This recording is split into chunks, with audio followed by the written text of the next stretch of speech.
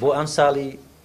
خوێندن پلانی وەرگرتنمان بریتی بوو لە 39,057 کورسی خوێندن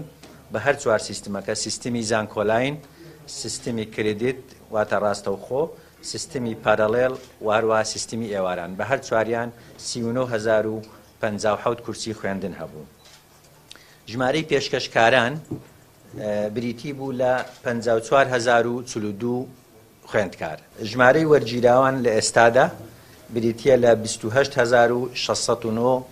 قوتابی، واتە ڕێژەی وەرگرتن زیاترە لە 153، بەڵام ئەم ڕێژەیە زیاتر بەرز دەبێتەوە، ڕەنگە نزیک بێتەوە لە نزیکەی 160 بەهۆی ئەوەی هەندێک لە کورسی بەتاڵ ماوە لە بەشەکان دوای ئەنجامی وەرگرتن دەرکەوتووە.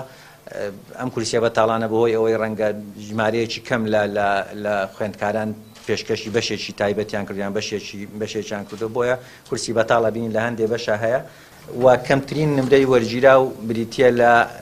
6.143 کەمترین نمرەیە کە لە زانکۆ پەیمانگا حکوومیەکانی هەرێم وەرگیراوە و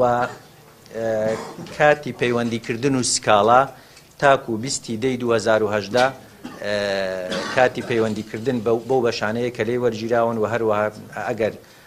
قوتابیەک یان خوێندکارێک سکاڵای هەبێ ئەتوانێت تاکو ئەو ماوەیە سکاڵا پێشکەش بکە. دەوامکردنی قۆناغی یەکەمی قوتابیان و خوێندکاران لە زانکۆ پەیمانگا حکوومیەکان ڕۆژی 21 دەی 2018 یەکەم ڕۆژی دەوامکردنیانە بێ و سەبارەت بە زانکۆ تایبەتەکان هێشتا پرۆسەی وەرگرتن تەواو نەبووە، چونکە ساڵانە چاوەڕێ ئەکرێ ئەنجامی وەرگرتن لە زانکۆ و پەیمانگا حکوومیەکان ڕابگەیەندرێ. ئینجا زانکۆ تایبەتەکان دوای ئەوە ڕاگەندرێ عامەتەن بە شێوەیەکی گشتی هەفتەیەک دوای ئەم ئەنجامەواتە هەفتەیەک لە دوای ئەمڕۆوە ئەنجامی زانکۆ تایبەتەکانیش ڕاگەیەندرێ کە لەوێش پلانی وەرگرتن بە نزیکەی 25,000 کورسی خوێندن لە زانکۆ و پەیمانگا تایبەتەکان هەیە.